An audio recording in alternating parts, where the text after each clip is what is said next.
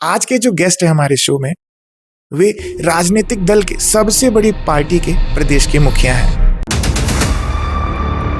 पूछने का मन नहीं करेगा राजनीति से रिलेटेड सवाल, लेकिन दादा हम लोग बहुत सुनते हैं ना नेताओं के बारे में कि वे कम सोते हैं, कम मेहनत करते हैं, लेकिन मुझे उतना कोई विश्वास नहीं। लेकिन आप जो है, क्योंकि आप दिमाग ज्यादा दिल से बोलते हैं, तो अभी की बात नहीं, आप शुरू से आपका दरबार 24/7 खुला रहना, फिर आपका 2-2.5 घंटे सोना, क्योंकि रात के दिन हमारे लोग भी वहाँ पे, जब हम गए थे हमारे लोग भी थे, मैं मौजूद था उस समय भी वहाँ, कैसा मतलब अपनी प्रतिबद्धता एट द एज ऑफ 62। तो ये बात का मेरे को भी अच्छा लगता है ये कि कोई मुझसे फोन करके नहीं आए, कोई ये ना कहे कि प्रदेश अध्यक्ष के पास आए थे तो वो मिले नहीं। अगर मैं सरकार पे सवाल पूछूं तो कोई दिक्कत तो नहीं है? नहीं, आप पूछिए ना।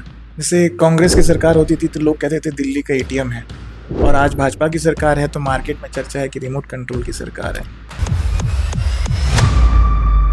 कहते हैं सरकार चाहे किसी की भी हो, कांग्रेस की हो, भाजपा की हो, लेकिन संगठन की उसमें कम चला करती है, और सरकार जो करती है बस अपने हिसाब से। दादा आपकी 2 बेटियां हैं और भाभी सरकारी शिक्षक है, तो वो नहीं बोलती कितना हेक्टिक शेड्यूल रहता है, घर पे समय नहीं दे रहे हैं, तो राजनीति को समर्थन दे रहे हैं मुझे? 28 साल हो गए। ओके। और बिना पत्नी के और बेटियों के सहयोग के हम लोग इस काम को अच्छे से कर भी नहीं पाएंगे।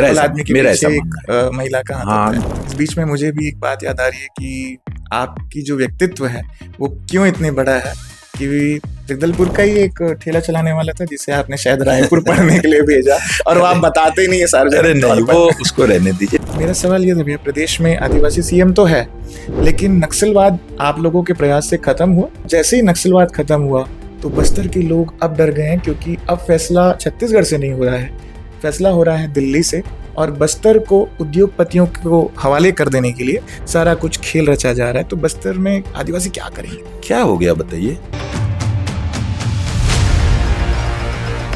आपको ऐसा नहीं लगता कि जो वहाँ के आदिवासी है उनकी सोच जब मैंने समझी तो बोले किरण देव जी को सरकार का हिस्सा होना चाहिए था? नहीं, शायद हमारे इस प्रश्न पे मत मुझे। पार्टी में अगर हम बात करें तो वरिष्ठ नेता नाराज नजर आ रहे हैं, और वरिष्ठ नेताओं को नजरअंदाज भी किया जा रहा है, ऐसा पार्टी के भी लोग कहते हैं। तो उससे लेकर के आप क्या कहेंगे? दादा दिलीप सिंह जुजदेव साहब कहते थे कि अगर किसी सरकार में प्रशासनिक आतंकवाद हो तो वो सरकार की विफलता है। तो संगठन के लोग कहते थे कि वही चीज़ अभी हो रही है, प्रशासनिक आतंकवाद फिर से हावी हो रहा है और सरकार की कोई सुन नहीं रहा है। क्या यही कलेक्टर और यही एसपी जिताएंगे चुनाव?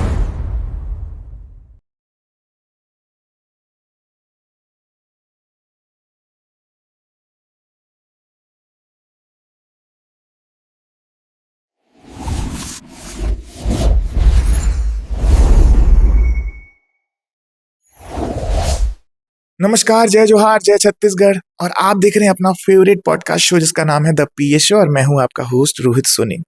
आज के जो गेस्ट है हमारे शो में, वे राजनीतिक दल के सबसे बड़ी पार्टी के प्रदेश के मुखिया हैं, लेकिन उनकी पहचान सिर्फ राजनीति तक सीमित नहीं है। वे कानून को बारीकियों से समझने वाले एक अच्छे अनुभवी वकील हैं। कार्यकर्ताओं के लिए वे उम्मीदों की किरण हैं। लोग उन्हें प्यार से केडी दादा कहकर पुकारते हैं। राजपाट से भी उनका ताल्लुक है। इन सब के इतर उनका शौक है, गाना गाने का शौक है, क्रिकेट खेलने का शौक है। वे शो में गाना गाएंगे, लेकिन राजनीतिक भूमिकाओं से ऊपर और इन शौक से ऊपर उनकी पहचान एक सरल, सहज और एक अच्छे इंसान की है। मैं इस पॉडकास्ट में आपके लिए लेकर के आ रहा हूं छत्तीसगढ़ के भारतीय जनता पार्टी के प्रदेश अध्यक्ष श्री किरण देव जी। भैया बहुत बहुत स्वागत है। जय जोहार, जय छत्तीसगढ़। बहुत बहुत धन्यवाद आपका, अभिनंदन। भैया पॉडकास्ट में हमारा थोड़ा कैजुअल चलता है, तो मैं सवाल, क्योंकि मैं आपको राजनेता से ज्यादा एक अच्छे इंसान के तौर पर जितना मैंने देखा है और सुना है, ज्यादा तो मैं आपसे नहीं मिला हूँ, लेकिन एक काफी मतलब सरल सहज इंसान है। Thank you. तो दिखता हूँ आपके वीडियोस भी, तो कैजुअल करेंगे थोड़ा सा, लेकिन पूछने का मन नहीं करेगा राजनीति से रिलेटेड सवाल, लेकिन क्या करें, नहीं हमारा शो है। पूछिए। भैया सुकमा से आप हैं और राज परिवार से आप ताल्लुक रखते हैं, तो राजनीति में एंट्री, उसके बाद कार्यकर्ता से लेकर आज प्रदेश अध्यक्ष आप हैं बीजेपी के, तो कैसा चुनौती भरा ये दौर रहा आपके लिए? नहीं, इसे चुनौती तो नहीं मानता मैं, अवसरों की बात है। और मेरा पूरा छात्र जीवन जगदलपुर में, कर्म भूमि भी मेरी जगदलपुरी है। राजनीतिक दृष्टि से पारिवारिक परिवेश रहा है, और मेरे बड़े भाई साहब स्वर्गीय अमरदेव जी बहुत ही कर्मठ कार्यकर्ता रहे, पार्टी के संगठन भारतीय जनता पार्टी के विभिन्न दायित्वों में भी रहे, जनप्रतिनिधि भी रहे।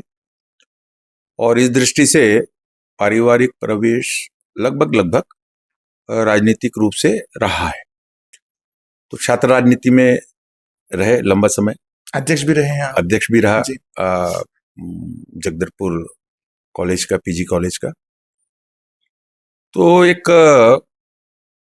भारतीय जनता पार्टी में शुरू से ही लगे रहे, और राष्ट्रहित सर्वोपरि ये जो चिंतन है भारतीय जनता पार्टी का, और भारतीय जनता पार्टी में और लगातार हमारे जो हम जिनको मानते आ रहे हैं, जैसे अटल जी, आडवाणी जी, नरेंद्र मोदी जी सहित और अन्य कई ऐसे हमारे नेता हैं, उनका भी एक प्रभाव रहा है बहुत ज़्यादा। उनकी वाणी, उनके काम करने का जो ढंग, उद्देश्य, राजनीति में आकर जनसेवा का जो उद्देश्य है, उससे प्रभावित होकर मैं जुड़ता चला गया। तो इस तरीके से युवा मोर्चा से मेरी शुरुआत हुई है। जी। जिला अध्यक्ष के तौर पे भी रहे? हाँ, भाजपा जिला अध्यक्ष भी रहा बस्तर जिले का मैं, और युवा मोर्चा का जिला अध्यक्ष रहा, भाजपा का जिला अध्यक्ष रहा, 2 टर्म प्रदेश मंत्री रहा। इस बीच पार्टी ने मुझे महापौर, जी, महापौर जगदलपुर का महापौर भी रहा मैं, और प्रदेश का महामंत्री पार्टी ने बनाया। बिलासपुर और दुर्ग ऐसे बड़े दोनों संभागों का प्रभारी की दृष्टि से, और बस्तर जिले में भी सभी जिलों में प्रभारी की दृष्टि से मैंने काम किया है पार्टी का। भैया मैं केडी दादा बोलूं? बिल्कुल बिल्कुल बोलिए, क्योंकि बिल्कुल प्यार से आपको वही कहा बिल्कुल जाता है। बिल्कुल बस्तर में ऐसी बोलते हैं। हाँ, तो मैं भी बस्तर से ही हूँ, ताल्लुकात वहीं के हैं, रायपुर में अभी रहे हैं 15 साल हो गए। जी। तो केडी दादा, आपकी जो पढ़ाई हुई है, शुरुआती जो स्कूली आपकी हुई है, स्कूली पढ़ाई, वो आर्मी स्कूल में हुई है? नहीं, प्राइमरी एजुकेशन जो है वो रीवा से हुआ है, और 8th तक मैं पढ़ा हूँ रीवा में। उसके बाद 9th से लेकर और BSc LLB ये पूरा मैंने जगदलपुर से ही किया है। तो आर्मी स्कूल से भी हुई है? नहीं, आर्मी स्कूल में जा रहा था, फिर कुछ इंसिडेंट, ऐसी घटना घट गई, फिर मैंने मॉन्टेसरी से किया। ओके। तो ये जो अनुशासन है, ये जो पृष्ठभूमि है, क्या उसी ने आपकी व्यक्तित्व को गढ़ा है, या फिर कुछ और बात है पारिवारिक, जो क्योंकि आप राज परिवार से ताल्लुकात भी रखते हैं? नहीं, डिसिप्लिन तो देखिए जीवन का बहुत ही आवश्यक अंग है। हमारी माँ साहब हमको इस विषय पे मैं उनको सारा क्रेडिट देता हूँ बचपन से ही, और प्रभाव में नहीं रख के अभाव में रखने का जो उनका निर्णय था, उससे जीवन की आवश्यकताएं और सहजता के साथ सबके साथ उठना बैठना, मिलना, बात करना, ये उन्होंने हमको सिखाया है। तो इस दृष्टि से एक खिलाड़ी रहा मैं, क्योंकि जी, और थोड़ा बहुत बहुत ज्यादा नहीं, थोड़ा बहुत हम लोग ने ऑर्केस्ट्रा रन किया, तो थोड़ा बहुत कभी तबले पे, कभी ड्रम्स पे, ऐसे कभी। गायक तो अच्छा नहीं गाता था मैं, फिल अप द ब्लैंक्स हुआ करता था उस समय। कोई ऑर्केस्ट्रा में कोई चूक गया तो चलो भाई आप खड़े हो जाओ, ऐसे कोई बहुत अच्छा मामला नहीं था। लेकिन ये है कि मेरा ये मानना है कि एक खिलाड़ी हृदय और एक कलाकार का हृदय, ये आवश्यक अंग होते हैं। जी। संवेदना, दूसरों के प्रति सम्मान, और सम्मान की श्रेणी भी बराबर होती है। बहनों के, मातृशक्तियों के प्रति जो सम्मान है, अपने से बड़ों के प्रति जो सम्मान है, उतना ही सम्मान अपने से छोटों के प्रति भी। तो वो परिभाषा हो जाती है प्रेम और स्नेह की, छोटों से। तो इस दृष्टि से ये सब कुछ बचपन से ही और घर के वातावरण के अनुरूप मिला है। छोटे आदमी बने रहने का भाव है, कोई बड़ा मामला नहीं है। दायित्वों का आना, दायित्वों का जाना लगे रहता है राजनीति में, इसलिए उसका भी नहीं है कि हम प्रदेश अध्यक्ष हैं तो बहुत बड़ा। आखिर मेरा काम तो संगठन की चिंता, कार्यकर्ता की चिंता, कार्यक्रमों की चिंता, यही सब है, और कोई भी चीज परमानेंट नहीं है। इसीलिए एंजॉय, हाँ, जिस जगह पे रहो उस जगह को आप उस परिवेश में एंजॉय करो। आपने गाना गाने की बात कही और आप एक सुलझे हुए कलाकार भी हैं, तो पॉडकास्ट में एक गाना जो मैं आपका फेवरेट मैंने सुना है, मैं शायर तो नहीं। नहीं, उसको अभी मत गवाइए, लेकिन उसको नहीं गाना है, नहीं किसी को भी नहीं गाना है। एक प्लीज मेरा निवेदन मानिए जी, आप जो कुछ पूछ लीजिए, सब कुछ, क्योंकि हम लोग फ्लोर में रहते हैं इसलिए रेडी टू प्ले है। लेकिन ये मामला अभी बहुत खराब है। कभी किसी दिन आपके दिन आऊंगा मैं, तो ये प्रॉमिस है, जेंटलमैन प्रॉमिस, श्योर कि मैं आपके उसमें जरूर निश्चित। कीर्ति दादा, संगठन और सरकार में क्या डिफरेंस होता है? लोग जानना चाहेंगे कि वो प्रदेश अध्यक्ष की जो भूमिका है वो सरकार में कितनी स्वतंत्र होती है? नहीं, मूल काम तो मेरा संगठन का है जी। संगठन में मेरे कार्यकर्ताओं का, वरिष्ठ नेताओं का, पदाधिकारियों का समन्वय बने, आपस में परस्पर संवाद रहे, प्रवास रहे हमारे कार्यकर्ताओं का, कार्यक्रमों का क्रियान्वयन सही ढंग से हो, इस दृष्टि से पूरा फोकस हमारे राष्ट्रीय अध्यक्ष जी नितिन नवीन जी के और राष्ट्र के जो कार्यक्रम है उनका अच्छे से क्रियान्वयन हो जाए प्रदेश में, जिले स्तर तक, हमारे बूथ स्तर तक, हमारी बूथ स्तर तक की इकाई है और मजबूत इकाई है, तो उसकी चिंता रहती है ज्यादा। सरकार में भारतीय जनता पार्टी की ही सरकार, भारतीय जनता पार्टी के ही वे सारे लोग हैं, मुख्यमंत्री जी 3 बार के प्रदेश अध्यक्ष हैं जी, भारतीय जनता पार्टी के। हमारे सम्मानीय अरुण साहू जी उप मुख्यमंत्री हैं अभी जी, वे मेरे से पूर्व प्रदेश अध्यक्ष थे वो। हमारे केदार जी मंत्री हैं, वरिष्ठ मंत्री हैं, हमारे ओपी चौधरी जी है, विजय शर्मा जी उप मुख्यमंत्री हैं, ये सारे महामंत्री थे। सभी लोगों ने संगठन के दायित्वों का निर्वहन किया है, तो इस दृष्टि से कोई भेद नहीं। बातचीत करने में भी सुगमता, सरलता रहती है। कभी हमको लगता है कुछ बात कहना है तो बहुत आसानी से हम बात पहुंचा देते हैं, कर लेते हैं। और सरकार की तरफ से भी जब ऐसा कोई विषय आता है कि संगठन के बीच बैठना है, कोई बात करना है, देखिए हमारा सहयोग केंद्र चलता है हमारे संगठन के कार्यालय में जी, वहां पे हमारे प्रतिदिन एक मंत्री बैठते हैं, सप्ताह वाइज वो डिवाइड होता है, तो कार्यकर्ता हो या कोई जनता जनार्दन आते हैं तो बैठते हैं, तो उनकी समस्या सुनने सुलझाने की दृष्टि से तो बहुत कैलकुलेटेड ढंग से ये चलता है, किसी भी प्रकार का कोई गैप नहीं है। दादा, हम लोग बहुत सुनते हैं ना नेताओं के बारे में कि वे कम सोते हैं, कम मेहनत करते हैं, लेकिन मुझे उतना कोई विश्वास नहीं। लेकिन आप जो है, क्योंकि आप दिमाग ज्यादा दिल से बोलते हैं, जितना मैंने बस्तर परिवेश को देखा है, मैं खुद वहां का हूँ, तो अभी की बात नहीं, आप शुरू से आपका दरबार 24x7 खुला रहना, फिर आपका 2-2.5 घंटे सोना, क्योंकि रात के दिन हमारे लोग भी वहां पे, जब हम गए थे, हमारे लोग भी थे, मैं मौजूद था उस समय भी, वहां कैसा मतलब आप इतनी प्रतिबद्धता एट द एज ऑफ 62, आप और दिखते भी नहीं है वैसे। नहीं, मेरे काम का भी हिस्सा है ये और दायित्व का भी हिस्सा है।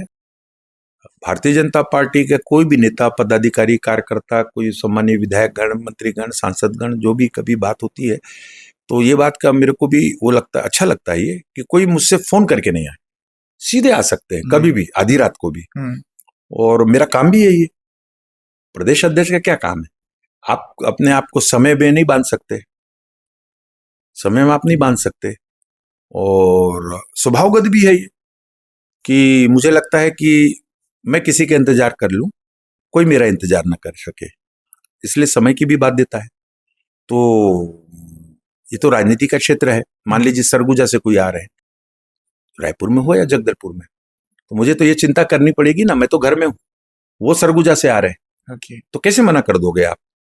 किस काम से आ रहे हैं, क्या बात कहना चाहते हैं, संगठन के विषय है या और कोई विषय है, तो आप सुनेंगे नहीं तो कैसे चलेगा? तो मेरा ये मानना है कि मेरे काम करने का एक हिस्सा है, उसमें भी कोई ये ना कहे कि प्रदेश अध्यक्ष के पास आए थे तो वो मिले नहीं, घर में रहते हुए नहीं मिले, मना कर दिए, या उन्होंने कहा कि समय लेके आओ, इसकी कोई आवश्यकता नहीं। पार्टी ने इस दायित्व में मुझको इसलिए दिया है कि मैं हर हमेशा कार्यकर्ताओं से और सभी लोगों से मिलूं, बात करूं, चाहे वो पार्टी के हो चाहे बाहर के भी हो। दादा, आपकी 2 बेटियां हैं और भाभी शिक्षक है, सरकारी शिक्षक है, तो वो नहीं बोलती कि इतना हेक्टिक शेड्यूल रहता है, घर पे समय नहीं दे रहे हैं, तो राजनीति को समर्थन दे रहे हैं? नहीं, 28 साल हो गए और बिना पत्नी के और बेटियों के सहयोग के हम लोग इस काम को अच्छे से कर भी नहीं पाएंगे। मेरा ऐसा मानना है। महिला का हाथ हाँ, घर में जब अंडरस्टैंडिंग रहती है, समझते हैं कि मेरे पिता प्रदेश अध्यक्ष के दायित्व में हैं, विधायक भी हैं, तो इनको विधानसभा में भी समय उतना ही देना है जितना संगठन के कामों में भी हम देते हैं। तो उनके उसमें रहता है, शुरू से पॉलिटिकल परिवार रहा है मेरा, बचपन से ही मेरी बेटियों ने भी देखा, हमारी श्रीमती जी भी इस चीज को ऑब्जर्व करती हैं कि नहीं, आप हमारे कारण से आपके काम में किसी भी प्रकार का व्यवधान नहीं आना चाहिए। ये सबसे अच्छी बात है। तकलीफ तो होती है, टाइम शेयर नहीं कर पाते हैं, दे नहीं पाते, तो वो तो चलता रहता है, ये पार्ट ऑफ पॉलिटिक्स है। लाइफ रूटीन में आप कभी कभी इन परिस्थितियों से आपको ना गुजरना पड़ता है। और एक चीज, जैसे हम लोग देखते हैं ना, राजनेता लोग अपने ठाट बाट को मेंटेन करने के लिए कुर्ता पैजामा पहनते हैं। तो एक तो मैं पहनावे पे जरूर आऊंगा, लेकिन उससे समय निकाल करके आप जो वो ठाट बाट को, नहीं आप परे रहने दीजिए, मेरा भी शौक है, आप भी क्रिकेट खेलते हैं ग्राउंड पे आकर के, तो एक इमेज लोगों के बीच में अलग पोर्ट्रे होती है कि प्रदेश अध्यक्ष जी जो है वो जमीन पे आकर के नहीं, लोगों के साथ खेल वो रहे, होना भी चाहिए जी, वो होना भी चाहिए। और बड़ी बात तो जो आपने कहा कि ये जो ठाट बाट ये सब कुछ नहीं, ठाट बाट वाला कोई समय नहीं है। आप बहुत ही आम आदमी हैं और बहुत ही छोटे आदमी हैं, इस भाव के साथ चलना पड़ेगा आपको। मैंने बताया ना, ये दायित्व है, आज है, जब संगठन को लगेगा तो ये तो परिवर्तनशील है हमारे यहाँ दायित्व, तो अपने आप को इस तरीके से एडजस्ट रखें, बाद में तकलीफ नहीं होती। और ठाट बाट का तो विषय ही नहीं है। मैंने बताया ना कि आपको मेरे परिवार ने मुझको आदत डाला है कि अभाव में, तो अभाव में रहना का एक आदत हो गया है। सब चीज ठीक है, कभी किसी समय रोटी मिले तो ठीक है, नहीं मिले तो रात को मिल जाए तो ठीक है, मतलब ऐसा कुछ नहीं है कि ये टाइम शेड्यूल है, इतनी बजे मुझे चाय पीना है, इतनी बजे नाश्ता करना है, मुझे तैयार होने में इतना समय चाहिए, उतना समय जाए नहीं। कभी कुछ भी पहनो, कुछ भी करो, चलो बस चलते रहो, बस इतना ही, यही विषय। भैया, जैसे केंद्रीय बजट 2026, तो सरकार और संगठन का क्या प्लान है कि जो सौगातें मिली है जनता तक कैसे पहुंचाएंगे? एक तो बहुत ही अद्भुत और आदरणीय प्रधानमंत्री जी की जो परिकल्पना है कि 2047 तक हमारा यह देश जो विकासशील है वो विकसित देश में परिवर्तित हो, इस दृष्टि से यह बजट एक मील का पत्थर साबित होगा। कई प्रावधान किए गए हैं, चिकित्सा के क्षेत्र में हो, ग्रामीण जनों के, अब वीबी जी राम जी का विषय देख लीजिए, बढ़ाकर 125 दिन का काम, 7 दिन में मॉनिटरिंग पेमेंट, वही योजना बनेगी, गांव के लोग योजना बनाएंगे, गांव के लोग उसको काम को करेंगे, तो पलायन रुकता है एक तो, दूसरी जगह काम करने से लोग अपने ही गांव में रह के और आर्थिक रूप से भी उनको लाभ मिलेगा, और साथ ही साथ गांव के विकास में जो उनकी अवधारणा है, उनकी परिकल्पना है, वो साकार होगी, भ्रष्टाचार रहित होगा, डिजिटलाइजेशन होगा, प्लेटफॉर्म उसका बना हुआ है, एआई की तरह उसमें इसको वो किया जाएगा। मेरा कहने का मतलब ये है कि देखिए बजट में अब बहुत ऐसी चीजें, महत्वपूर्ण चीजें, एक विषय फोकस करूंगा, हमारी बहनों के लिए, बेटियों के लिए, शिक्षा के ऊपर है। तो जिस तरीके से अब स्वास्थ्य के ऊपर जब मैं बात करता हूं, तो देखिए कैंसर है, किडनी, लीवर, ये बड़ी बीमारियां, जितनी उसकी दवाइयां कितनी महंगी आती हैं बाजार में, उसका दाम कम करना, चमड़े से बने सामान, ये मोबाइल, आज मोबाइल तो हर हाथ में, जो डेयरी लगा के सब्जी भी बेचता है, जो दूध लेके आता है वो भी मोबाइल यूज करता है, उसका रेट कम हो गया। जो आवश्यक उपयोग की चीजें हैं, ऐसी कई चीजें आप देख लीजिए, दैनिक उपयोग रोजमर्रा की चीजें वो कम हो गई। तो निश्चित रूप से इसके साथ साथ डेवलपमेंट के जितने भी आयाम है वो तय किए गए, उसके मापदंड तय किए गए, और आपका एक कॉरिडोर, आपका रेलवे कॉरिडोर का ट्रैक जो बड़े महानगरों को जोड़ते हुए जा रहा है, आवागमन की सुविधा, इंफ्रास्ट्रक्चर का डेवलपमेंट, और ऐसे कई चीजें हैं, आयुर्वेदिक महाविद्यालय की चिंता है ना, इस तरीके से सभी सेक्टर्स में काम होगा। और हमारा टेक्नोलॉजी से संबंधित जितने भी है उस पर देखिए बहुत सारी चीजों को मैं बोलूंगा तो बहुत लंबा हो जाएगा, उस पर किस तरीके से रिलैक्सेशन दिया गया। हमारे बच्चे विदेश में पढ़ने जाते हैं, माता पिता को भय हो जाता है कितना पैसा लगेगा, मध्यम परिवार।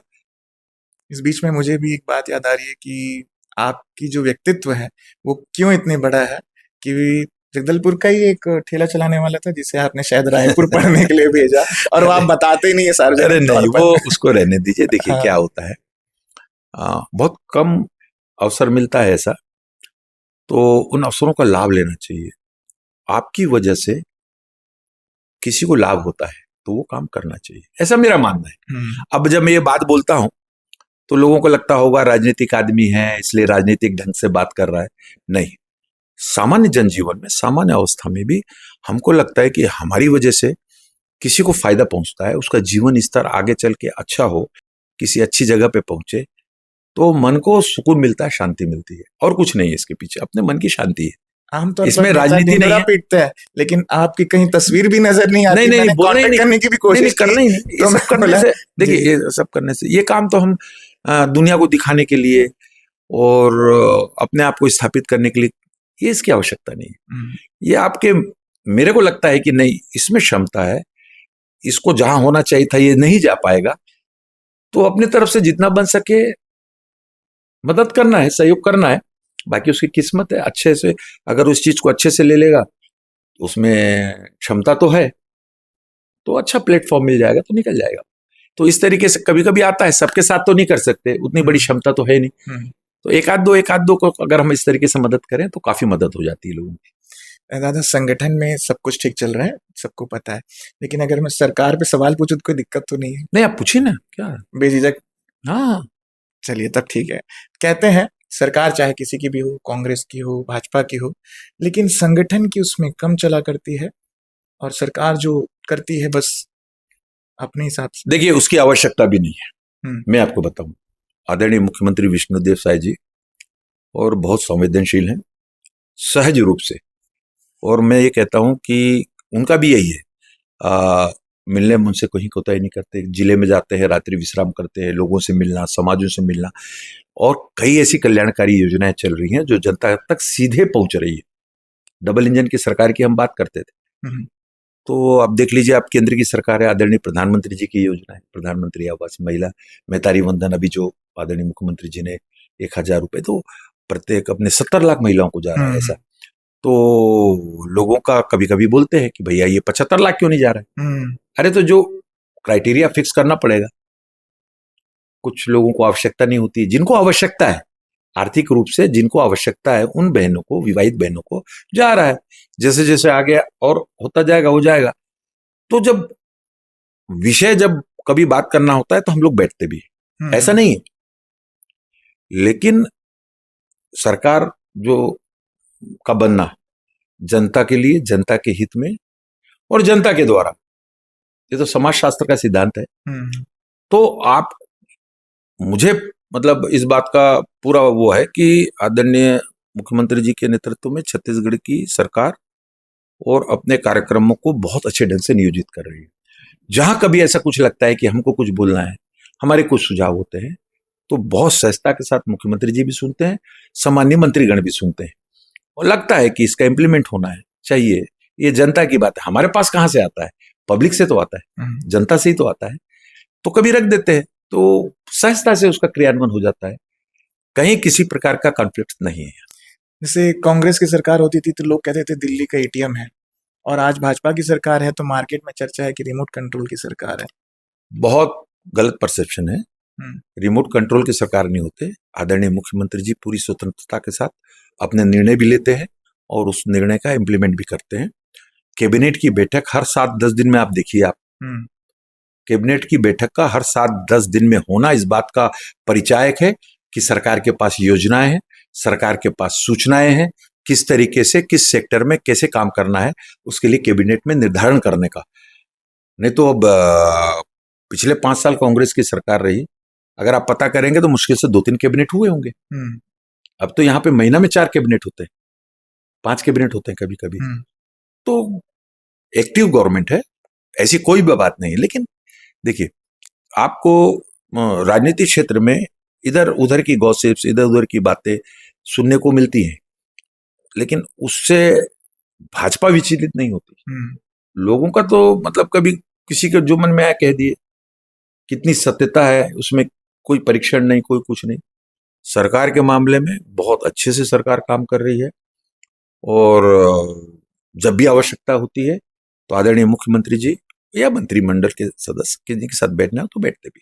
मेरा सवाल ये था भैया, प्रदेश में आदिवासी सीएम तो है, लेकिन नक्सलवाद आप लोगों के प्रयास से खत्म हुआ प्रदेश में, लेकिन जब जैसे ही नक्सलवाद खत्म हुआ तो बस्तर के लोग अब डर गए हैं, क्योंकि अब फैसला छत्तीसगढ़ से नहीं हो रहा है, फैसला हो रहा है दिल्ली से, और बस्तर को उद्योगपतियों को हवाले कर देने के लिए सारा कुछ खेल रचा जा रहा है। तो बस्तर में आदिवासी क्या करेंगे? नहीं, ये प्रोपोगंडा है। देखिए, मैं आपको बता, पॉलिटिकल जो राजनीतिक प्रोपोगंडा का हिस्सा है ये।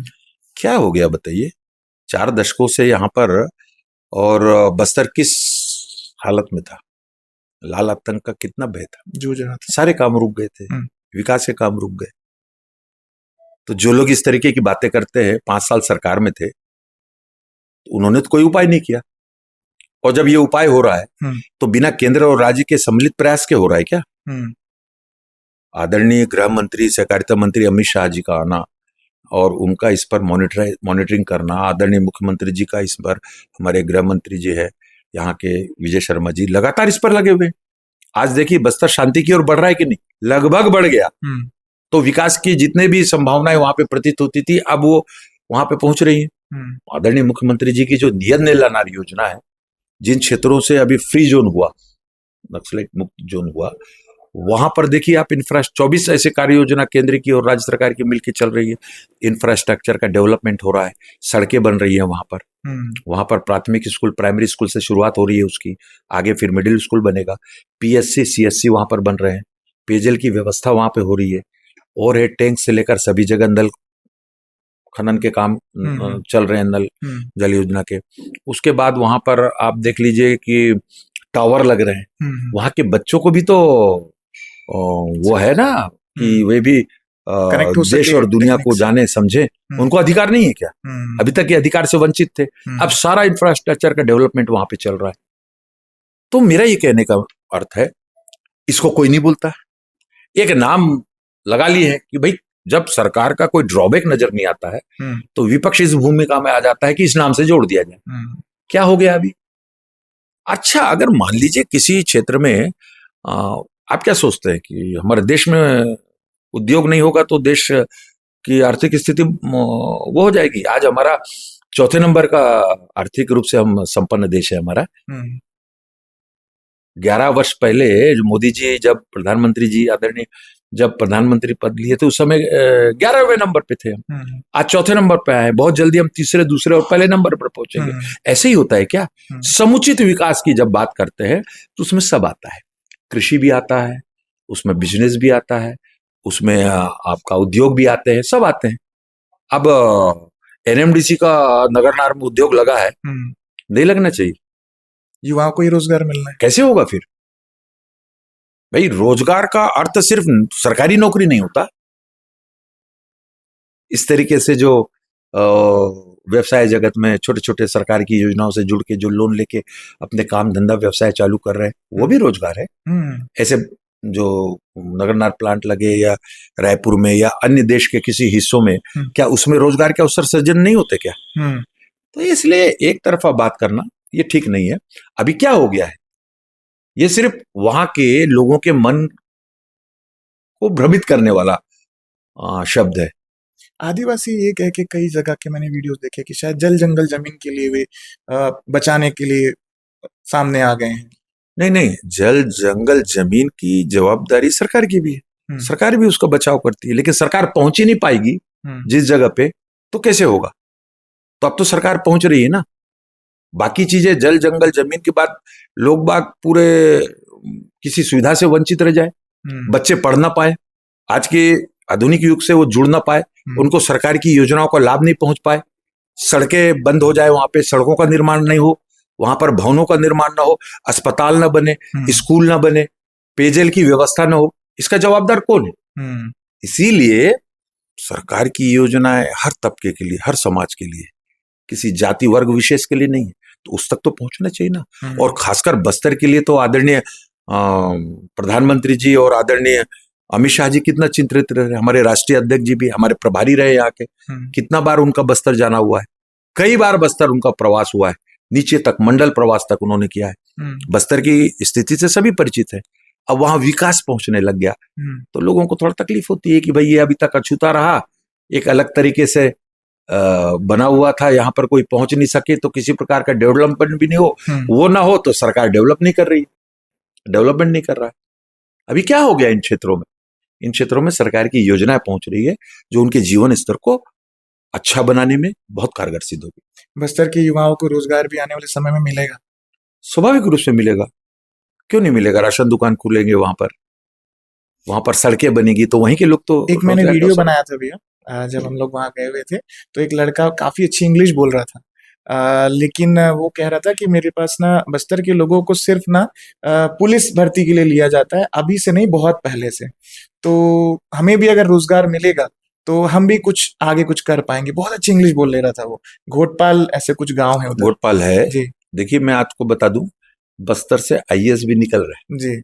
बस्तर से आईपीएस भी निकल रहे हैं। मैं नाम बता सकता हूं यहाँ पर, गीदम से हो, हमारे कलेक्टर है, एसपी है वहां से, एडिशनल एसपी है। तो बस्तर में जो टीचर हैं कहाँ के? बस्तर से। बस्तर से। बस्तर में विभिन्न विभागों में जो कर्मचारी हैं कहाँ से? बस्तर से ही ना। इस तरीके से बस्तर में जो सड़कें बनती है, बस्तर में जो स्कूल भवन बनते हैं, अस्पताल बनते हैं, या अन्य कोई भी निर्माण के काम होता है, तो वहां के लोग हैं ना रोजगार से जुड़े हुए, बाहर से आके थोड़ी जा रहे। मेरा सिर्फ इतना कहना है कि राजनीति में भ्रम की स्थिति, बहकावे की स्थिति, रॉन्ग नैरेटिव को लेके वहां के लोगों को और भ्रमित करने की आवश्यकता नहीं है। उनका जनजीवन सामान्य हो रहा है और उनको सरकार की सुविधाओं का लाभ मिल रहा है, तो कृपा कर उनको मिलने दीजिए। जो लोग भी इस तरीके की बातें कर रहे हैं, कहीं कहीं कहां से जिनको बस्तर के बारे में पूछ ले, वो बस्तर में आके इस तरह की बातें करके चले जाते हैं। तो क्या है, हमारा बस्तर का जो हमारा लोग हैं बहुत अच्छे हैं, बहुत सीधे साधे। देख के लग रहा है भैया नक्सलवाद बहुत जल्दी खत्म होगा, मतलब लगभग डेट से पहले ही अनाउंसमेंट होगा, ऐसा कुछ है क्या? बिल्कुल बिल्कुल बिल्कुल। भैया पार्टी में अगर हम बात करें तो वरिष्ठ नेता नाराज नजर आ रहे हैं और वरिष्ठ नेताओं को नजरअंदाज भी किया जा रहा है, ऐसा पार्टी के भी लोग कहते हैं, तो उससे लेकर के आप क्या कहेंगे? नहीं, अब मैं पूछूंगा नहीं आपसे, क्योंकि पूछने का अधिकार इस पॉडकास्ट में आपका है। नहीं आप भी लेकिन कोई नाम बता दीजिए। ऐसा नहीं होता, ये बीजेपी है जी। यहाँ पे सभी का सम्मान है, वरिष्ठों का भी सम्मान है, नए जो आ रहे हैं उनका भी सम्मान है, दूसरे दल से आ रहे हैं उनका भी सम्मान है। ये सबको सम्मान देने वाला राजनीतिक दल है। सभी के लिए स्थान है यहाँ पर।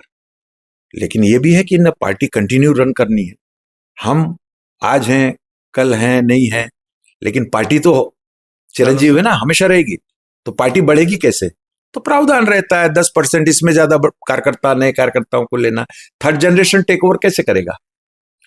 लेकिन एक भी वरिष्ठ नेता, एक भी हमारे वरिष्ठ नहीं बोल सकते कि किसी प्रकार के साथ उनके सम्मान से किसी भी प्रकार का समझौता नहीं है।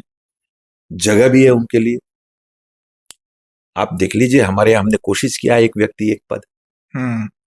कितने लोग निगम मंडल आयोग में हमारे वरिष्ठ नेता गए हैं, कितने लोग संगठन में आ गए हैं।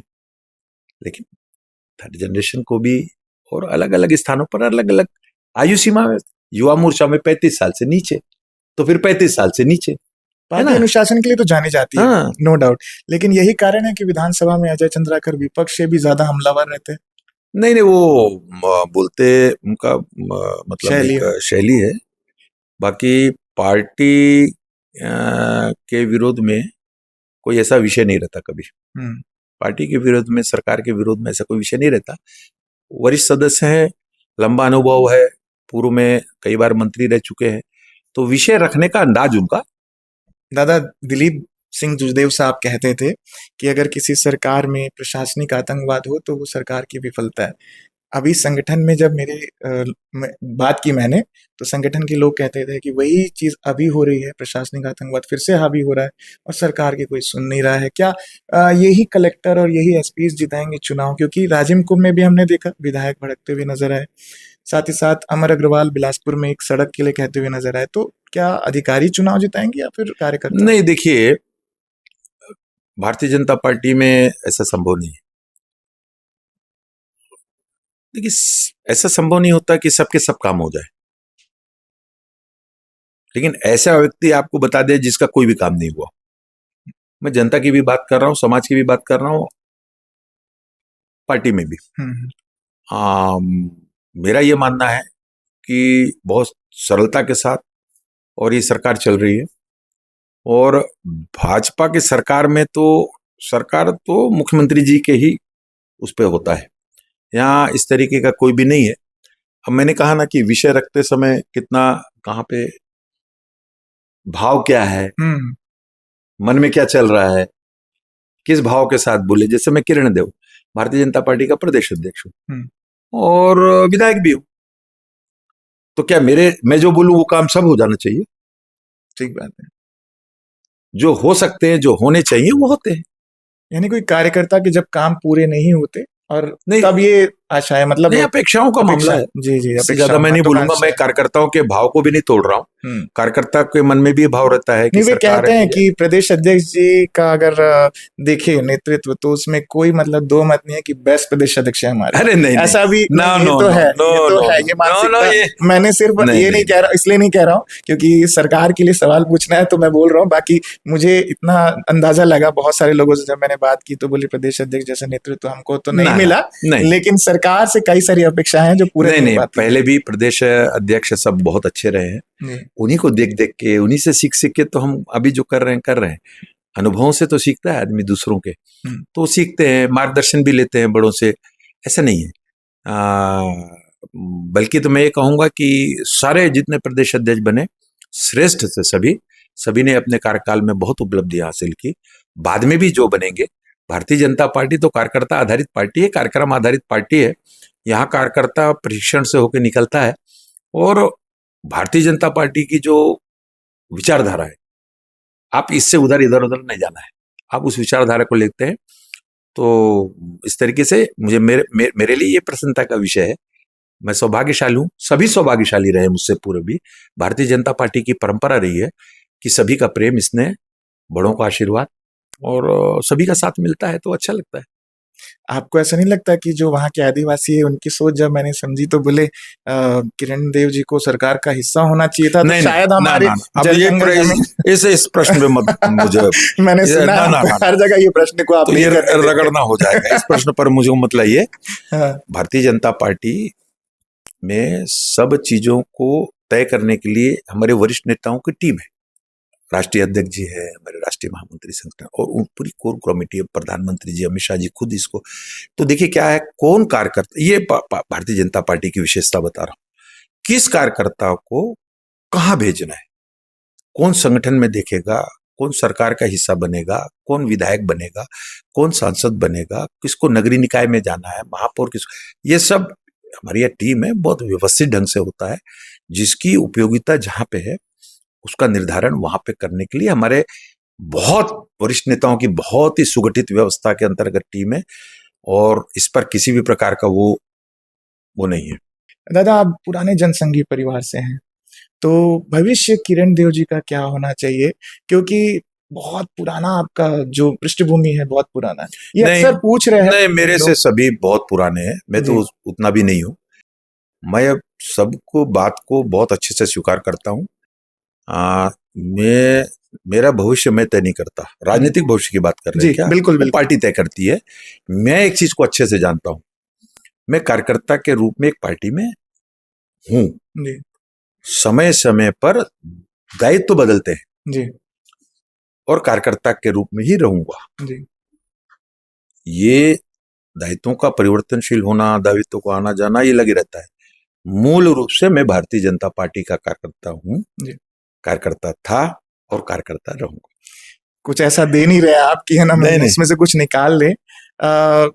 दादा, एक सवाल ये है कि छात्रवृत्ति बंद है, ये युवा वर्ग का सवाल है, बेरोजगारी भत्ता बंद है, तो कांग्रेस के शासन से जिन लोगों का अपेक्षाएं पूरी नहीं हुई, क्या बीजेपी के शासन में महतारी वंदन और धान खरीदने के अलावा कोई ऐसी योजना है जो युवाओं को भी? बहुत सारी योजना है जी, ढेर सारी कल्याणकारी योजनाएं किसानों के लिए है, युवाओं के लिए है, शिक्षा के क्षेत्र में इतने वो हो रहे हैं, कई ऐसी योजनाएं हैं जिनका लाभ मिल रहा है। लेकिन क्या होता है, जो योजना पूरे प्रदेश पर एक साथ लागू हो गई और उसका परिणाम आने लगा, जैसे महतारी वंदन, 70 लाख महिलाओं को एक साथ जब उनके खाते में पैसा जाता है तो ये